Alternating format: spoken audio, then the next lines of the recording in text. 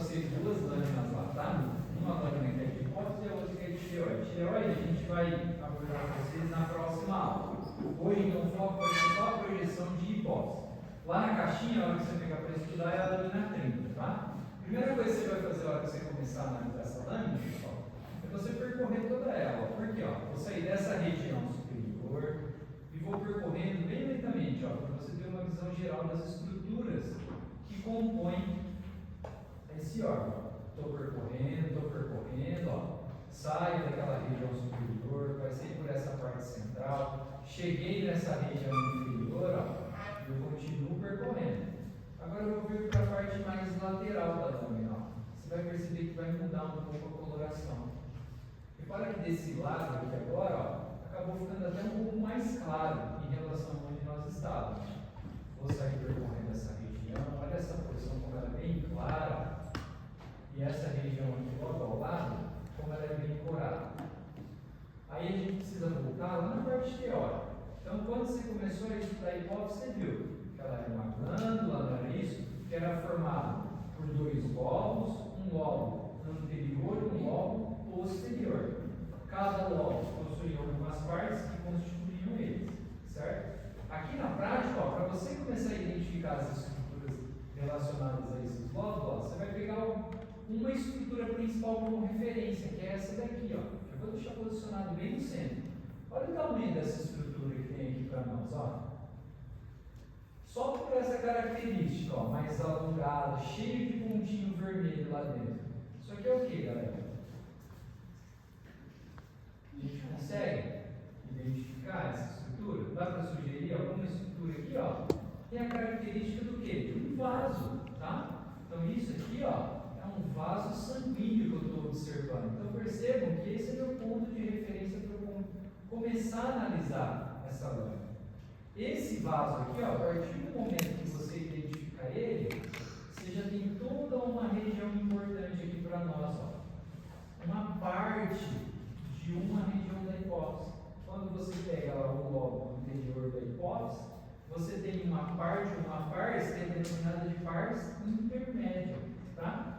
E a parte o ponto de referência para você identificar essa parte, ó, é justamente esse vaso aqui, tá? Além desse vaso, qual outra estrutura que nós temos aqui? Se eu colocar um aumento um pouquinho maior, você vai reparar o seguinte, olha como ficou mais fácil agora para eu identificar a estrutura.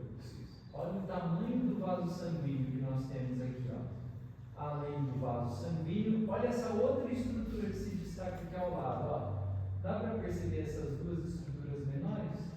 Que parecem ter uma porção mais rosada no centro? Isso é denominado de cisto de Rayleigh, tá? A partir do momento que você identifica o cisto de Rayleigh e você consegue identificar a presença do vaso sanguíneo, toda essa região que eu estou percorrendo com a seta, ó, corresponde a pars intermédio da hipótese, tá? Tranquilo identificar essa parte intermédia? Ó. Então, nós pegamos como ponto de referência estruturas. E esse vaso? Que vaso que é esse aqui que está aparecendo para nós? Vaso importantíssimo quando a gente começa a estudar essa glândula, que forma um sistema de irrigação, né, de suprimento sanguíneo. Que vaso que é esse?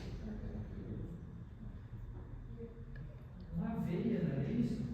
Lembra da veia porta que nós temos? Então nós temos esse vaso aqui posicionado, ó. Olha o tamanho do vaso que apareceu para nós, tá? Vou voltar um pouquinho, ó. Então agora ficou mais fácil de identificar. Eu saí lá de uma porção superior aqui do corte, nessa porção eu identifiquei o vaso, que era meu ponto de referência, e identifiquei os cistos de Rayleigh. Minha primeira região, está tranquilo, pars intermédio.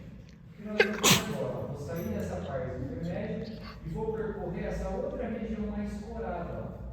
Toda essa área que eu estou percorrendo aqui, se eu colocar num momento um pouquinho maior para você, ó, você vai conseguir observar que ela é uma área bem corada, ó, tem um monte de pontinho, e além desses pontinhos que eu estou conseguindo visualizar aqui, dá para perceber que tem as estruturas avermelhadas aqui, ó.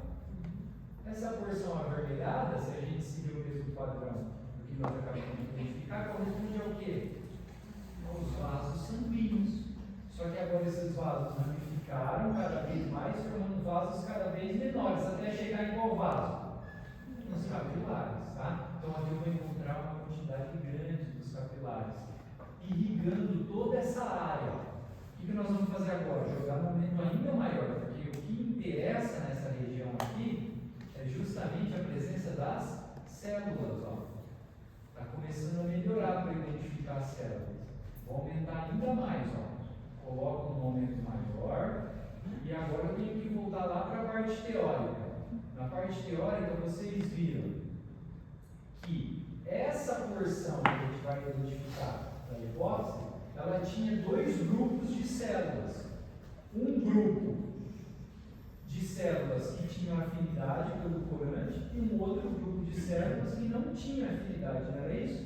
O grupo que tinha era classificado como células cromófilas, tá? E o grupo que não tinha afinidade passava a ser chamado como cromófobas.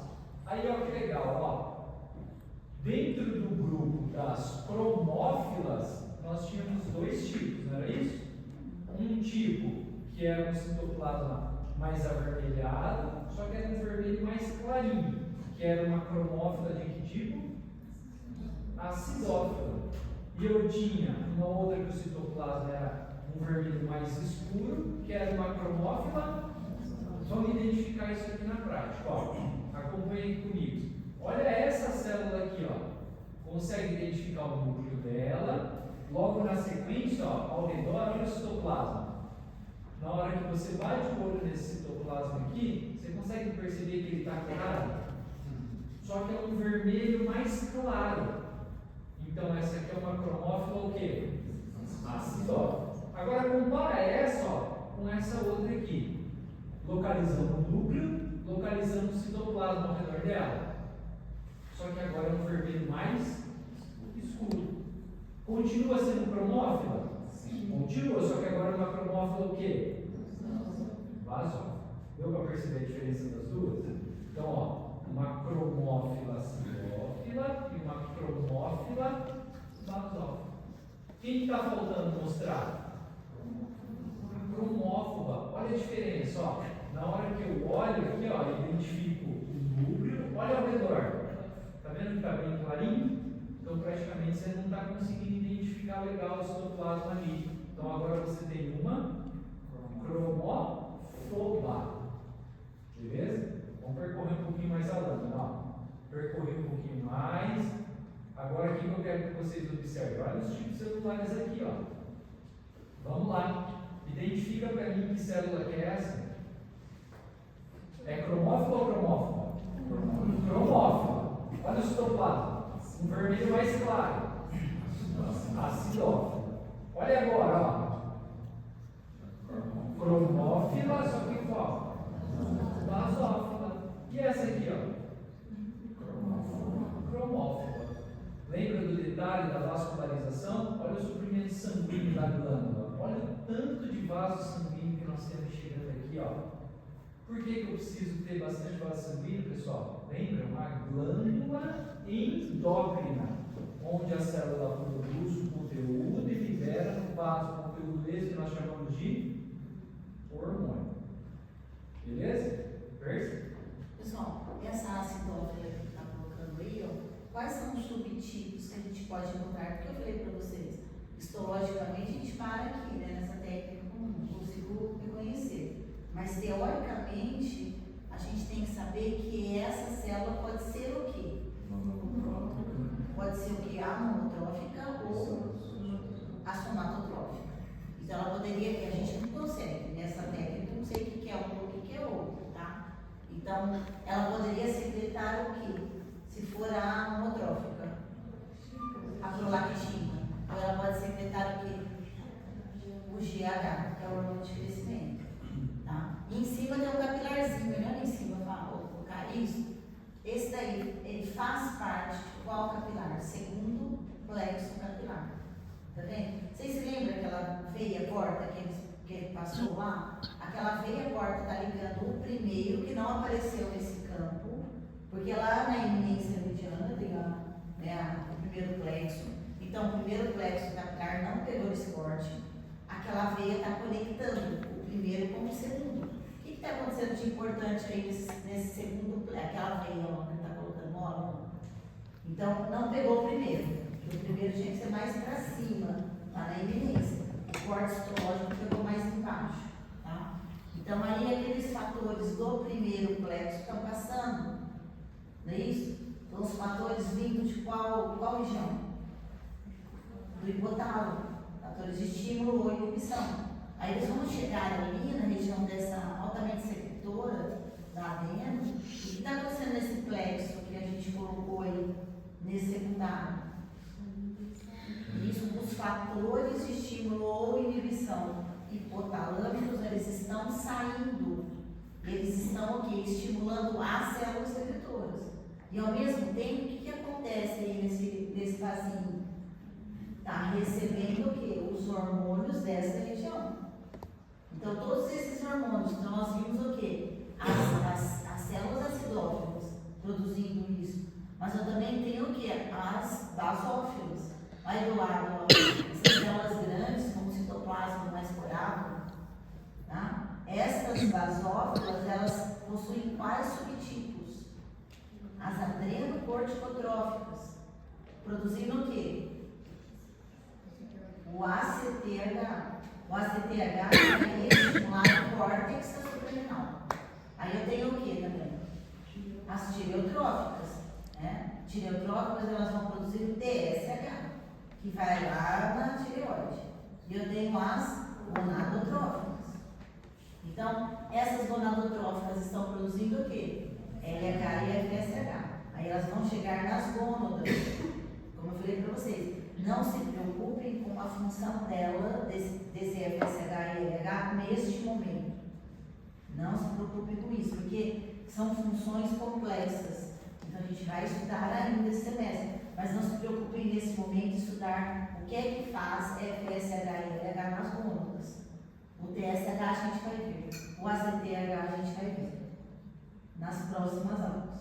Tá? Então eu quero que vocês entendam. E vocês estão vendo que um estroma aí, ele é pobre, né? Então a gente tem o que é o estroma, a parte de sustentação. Então tem muita fibra reticular que praticamente não pega o corante. A gente tem, é lógico que tem fibroblasto que produz isso, né? E tem aquelas células foliculares, né? Que a gente fala, são aquelas estreladas que têm essa capacidade também de sustentação nessa região. E qual a origem embrionária nessa região? No ectodermo o quê? Oral. Essa região tem origem embrionária no ectoderma oral. Toda a região da dentro. Entenderam? Ficou claro, pessoal? Ficou Para claro. diferenciar essas células? Tranquilo? Legal. Então, ó, se destacou para vocês a característica. Esse campo está bem legal para vocês aclarar o que é uma cromófila acidófila com uma cromófila basófila. A diferença, ó, do citoplasma. Um é um vermelho mais clarinho e o outro é um vermelho, ó, bem mais escuro, tá? Bem mais forte mesmo.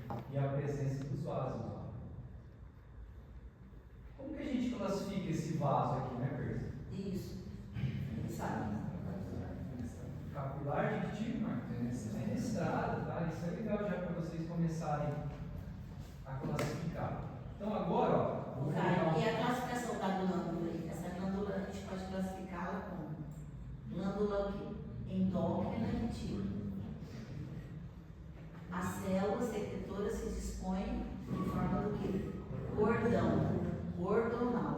A maioria das glândulas endócrinas são cordonais. O que é diferente é na tireoide. A tireoide ela é folicular. Por isso que vocês já estudaram, depois a gente vai passar para vocês, como ela tem um folículo, ela consegue armazenar um pré-hormônio lá dentro, que é o coloide. O coloide é um pré-hormônio que fica lá dentro. Então tem por alguns dias esse coloide. Ainda tem essa reserva. Agora estas células não armazenam muita coisa. Então degranulou, acabou, só tem essas glândulas que são citoplasma. Então não são glândulas que ficam acumulando muita coisa. Entenderam isso? Então quando a gente fala a maioria das glândulas endócrinas são cordonais. exceto tireoide. Exceto tireoide. Beleza? Então, ó, recapitulando, tipo de capilar, tipo de capilar fenestrado e a classificação da glândula, uma presença para vocês, uma glândula endócrina cordonal. Volto, ó, coloco um aumento um pouquinho menor, e eu quero que vocês observem agora essa região aqui, ó, de transição, onde nós estamos saindo de uma área bem corada, ó, que corresponde a essa região aqui, que essa agora vocês são capazes de falar, ó, se vocês conhecem as células que estão constituindo essa pars aí, que pars que é essa? A pars distal, tá? Então, ó, nós identificamos as células da pars distal, e agora a gente identificou a região, que é a própria pars distal. Agora eu saio dessa região aqui, ó, eu venho um pouquinho para o lado, vou chegar numa área de transição, ó. Repara agora nesse campo, você tem uma região bem corada, ó, que corresponde à pars distalis, que é a maior porção ali do lobo anterior que vocês viram, e agora eu venho para cá, ó, no lobo posterior, nessa região mais clara. Isso aqui é o que, galera? Qual pars que é essa que eu estou identificando agora? A pars nervosa. Do que é constituída a pars nervosa? Olha a definição, ó, a presença dos axônios de neurônio, tá? Então, se tem axônio de neurônio, lembra? O neurônio não era uma célula grande, que a gente falava que era uma fibra nervosa? Então, aqui, se eu tenho axônio, eu tenho uma fibra nervosa, ó. Fibras de que tipo que eu vou encontrar nessa região? Amielínicas. Vou aumentando para vocês, ó. Coloco no maior aumento, você já vai reparar, ó.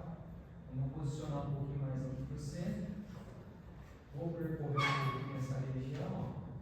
Cada risquinho desse que a gente está observando corresponde justamente às fibras nervosas. No caso, essas fibras nervosas amielínicas.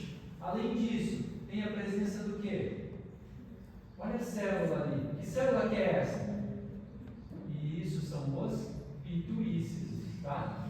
Então, olha a constituição da pars nervosa. Presença das fibras nervosas, ou dos axônios amielínicos, presença dos pituícidos, e não pode esquecer também da presença do que, ó? Dos vasos sanguíneos, dos capilares, tá? Pessoal, esse vaso sanguíneo aí, qual que é o fornecedor, o principal fornecedor de sangue para essa região? A origem desse sangue está vindo do quê? Das artérias hipofisárias o quê? Inferiores. Agora lá da adeno, a gente perguntar a origem, as artérias hipofisárias superiores. Principal origem desse sangue. Não posso falar, né? 100%, mas principal seria essas artérias. Então também aí não vai ter aquele primeiro plexo, segundo plexo, é só o plexo capilar. Tranquilo? E a origem embrionária dessa região? Isso é ectoderma nervoso, é neuroectoderma. E os hormônios?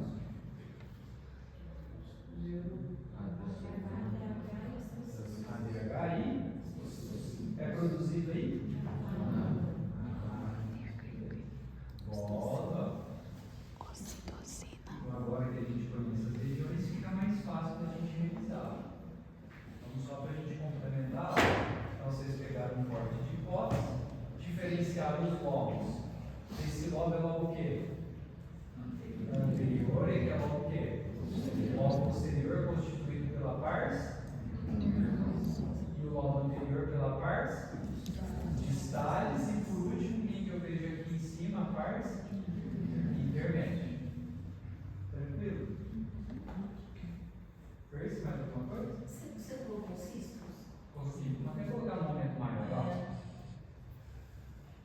Vamos jogar aqui na pars intermédia, ó.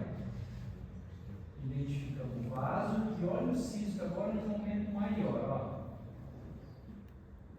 Quando eu coloco ele no maior aumento, então percebam que ele tem uma parte central mais rosada. Então esse é o cisto de Rade. Apareceu o cisto, a região citada é a região da parte intermédia. Isso aí é um resíduo da embriologia, né? Então provavelmente da bolsa de Rade. que é da dobra do teto da cavidade oral. Acho que é isso. Tá vendo que vai tranquilo? Mas no começo, não, é verdade, no começo da aula vocês ficaram meio assim, agora já foi